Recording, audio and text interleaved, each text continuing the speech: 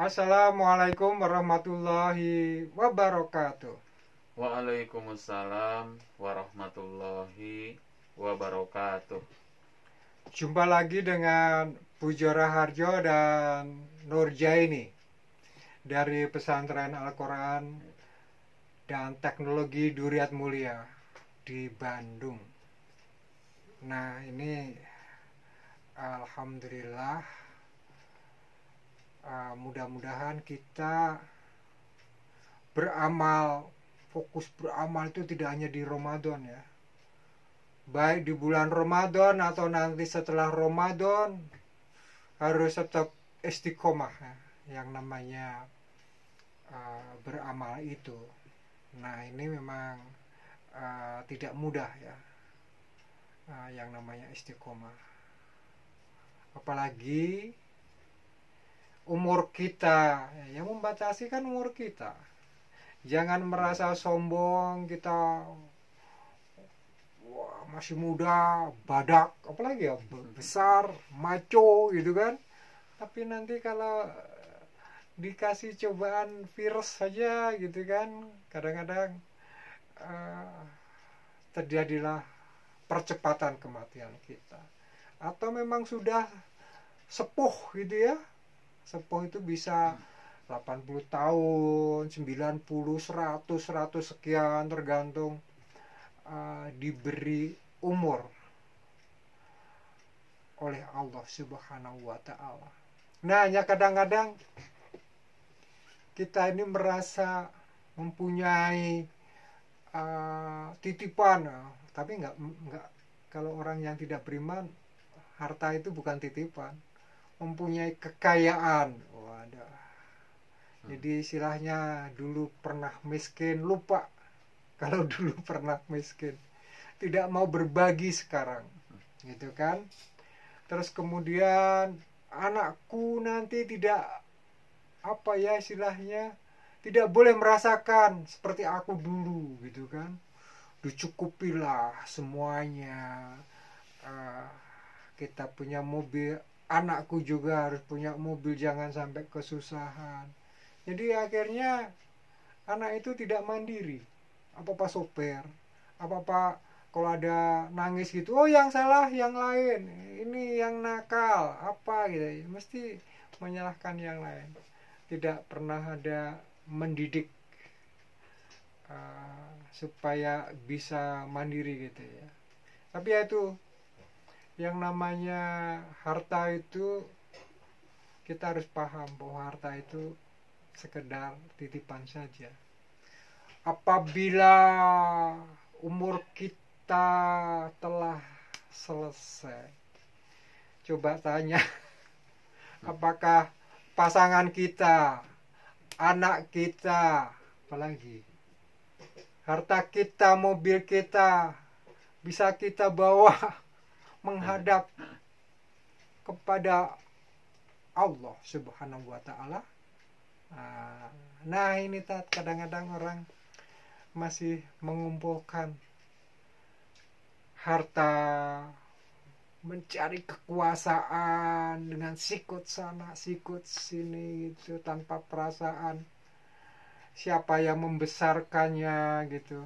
Nah, apabila anak Adam telah diputus umurnya, silakan Tat. Bismillahirrahmanirrahim. Memang untuk mengenai hal yang berkaitan dengan harta ini, Pak ya, Allah sebenarnya sudah menyindir kepada kita dengan Allah sampaikan di dalam Al-Quran, kata Allah, wailul likulli humazatil lumazah alladzi jama'a malau wa addadah yahsabu annama lahu akhladah, kata Allah. Bermegah-megah, berhura-hura telah melalaikan kamu dengan hartamu, sehingga kamu baru nyadar ketika kamu masuk ke alam kubur. Terus yang selanjutnya kata Allah, orang yang seperti itu adalah orang yang mengumpul-ngumpulkan harta dan selalu menghitung-hitungnya, dan dia menyangka bahwa hartanya itulah akan menjadikan dia kekal di dunia. Nah, itu. Padahal tidak demikian. Inilah mungkin yang perlu kita renungkan, bahwa di dalam harta kita ada milik orang lain yang perlu kita keluarkan. Di dalamnya tuh ada zakat. Kalau kita hartanya sudah berlebih mencapai nisab, juga telah Nisab haul. itu apa? Nah, nisab ya. Nisab itu adalah batas minimal kepemilikan harta kita, atau jumlah terkecil harta kita yang sudah kena ketentuan wajib zakat ya, itu namanya nisab. Ada juga haul ya. Haul itu adalah kepemilikan yang sudah sempurna setahun penuh. Apalagi kalau sudah bertahun-tahun, itu berarti Nah, lebih, bisa ya. dihitung Januari ke Desember atau dari Ramadan ke Ramadan, tergantung.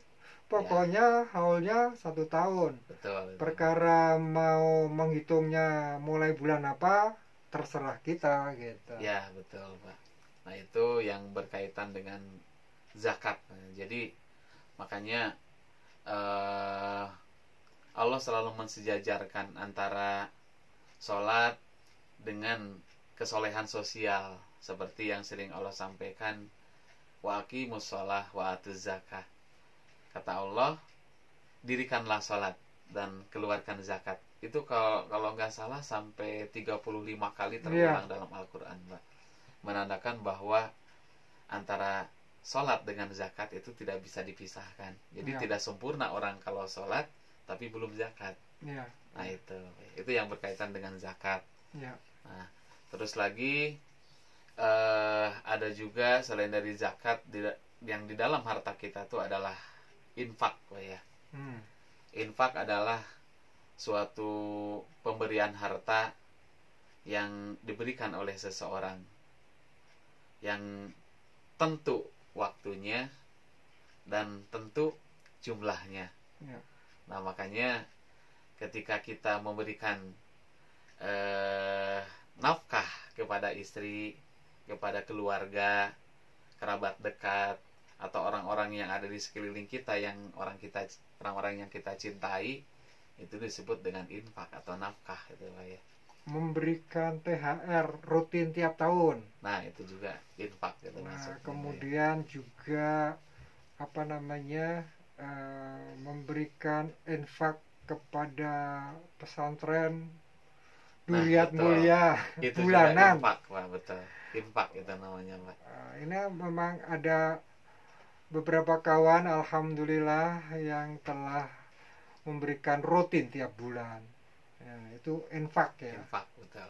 Nah, kami doakan mudah-mudahan nikmat rezekinya penuh rahmat dan barokah Allah bagi yang telah memberikan infak kepada kami gitu. Jadi amin, infak itu rutin ya. Rutin, Pak. Dan untuk apa jelas gitu. Jelas, betul, Pak. Untuk itu apa jelas gitu. Nah, ada juga yang selanjutnya disebut dengan sodakoh atau sedekah gitu, Pak, ya. Kalau sedekah, pemberian yang kita berikan, ya kita tidak tentukan waktunya, tidak tentukan jumlahnya, dan tidak tentukan kepada siapapun kita berikan. Misalnya ketika kita lewat ke suatu tempat, ada orang yang meminta-minta, kita kasih. Nah, itu namanya sedekah gitu, Pak. Memberikan sembako di jalan. Betul, itu juga sedekah ya. Lewat masjid. Betul, ngisi sodakoh. kotak amal, itu sodakoh. Sodakoh. Ada juga yang dimaksud dengan wakaf. Nah, ini wakaf sangat penting sekali, karena dengan berwakaf berarti kita sudah menanam suatu kebaikan yang abadi, bahkan sampai datangnya hari kiamat. Karena dengan berwakaf, Allah akan mengalirkan terus pahalanya, bahkan sesudah kita mati pun manfaat dari wakaf itu, pahalanya akan selalu mengalir kepada kita gitu, Pak.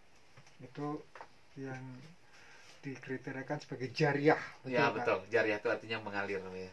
Jariah yang mengalir. Jadi zakatmu, infakmu, sodakohmu, wakafmu. Jadi kalau wakaf itu milik Allah. Ya. Jadi ya. kalau kita sudah menerima amanah wakaf, ya aktenya akte wakaf itu loh. Dan alhamdulillah kita sudah memiliki wakaf itu 5 kali. Jadi ada 5, begitu lunas wakaf. Jadi insya Allah, bukan insya Allah ya, udah aku yakin, begitu lunas amanah wakaf langsung ke BPN, akte wakaf. Demikian juga yang ke-6. Jadi insya Allah kami harus ya, kami berkewajiban harus segera sertifikat itu wakaf. Dan selama ini 5 kali wakaf, 5 kali juga aktenya beres. Itu apabila wakaf kepada pesantren Al-Quran dan Teknologi Duriat Mulia. Jadi wakaf ke-6 ini kami perlukan karena apa? Tanah wakaf yang di depan sebelah timur dengan tanah wakaf yang di belakang sebelah barat itu nggak nyambung. Ya, tanah wakaf yang ke-6 inilah yang akan menyambungkan jadi besar gitu. Itu baru jariah. Ya, ada yang kedua, ilmu yang bermanfaat. Ya, betul. Apa tuh? Nah, kalau untuk ilmu yang bermanfaat itu kan Nabi menyampaikan di dalam hadisnya, ketika anak Adam mati maka putus semua amalnya, artinya tidak akan bertambah lagi kecuali dari 3 perkara. Yang pertama yang tadi itu. Nah, yang pertama tadi adalah sedekah jariyah. Yang dimaksud dengan sedekah jariyah para ulama mengatakan wakaf. Yang kedua adalah ilmu yang diambil manfaat. Ilmu yang diambil manfaat maksudnya oleh orang lain. Kita ajarkan, kita sampaikan, kemudian ilmu itu berguna bagi orang lain, berguna bagi kehidupannya, berguna bagi halayak, sehingga orang lain bisa merasakan kemanfaatan dan keuntungan dari ilmu tersebut. Itu namanya ilmu yang diambil manfaat. Dan yang ketiga adalah kata Nabi, awaladin solihin yad'ulah, atau anak yang soleh yang mendoakan. Nah, untuk anak yang soleh ini memang suatu hal yang sangat-sangat luar biasa, karena Nabi di sana tidak menyebutkan anak kandung. Jadi siapapun seorang anak yang disolehkan, ya, itu bisa jadi di saat dia berdoa maka orang yang menjadikan dia soleh akan dapat pahala yang terus menerus. Bisa anak kandung, bisa anak angkat, bisa anak asuh, bisa juga anak didik gitu, Pak. Ya. Nah, jadi berbahagialah bagi kita yang punya ketiga-tiganya tadi, karena itu semua adalah kebaikan yang abadi di mata Allah Subhanahu wa taala. Nah, itu semua bisa bermanfaat bagi kita kalau kita bertakwa, beriman, bertakwa, dan betul-betul kita merasakan jelek gitu ya. Oh, ya, ini ya kunci rahasia hidup yang husnul khotimah gitu ya. Yeah. Nah, mudah-mudahan ini sangat bermanfaat bagi kehidupan kita, sangat bermanfaat untuk kebaikan di dunia dan kebaikan akhirat kita. Amin. Billahi taufiq wal hidayah. Wassalamualaikum warahmatullahi wabarakatuh.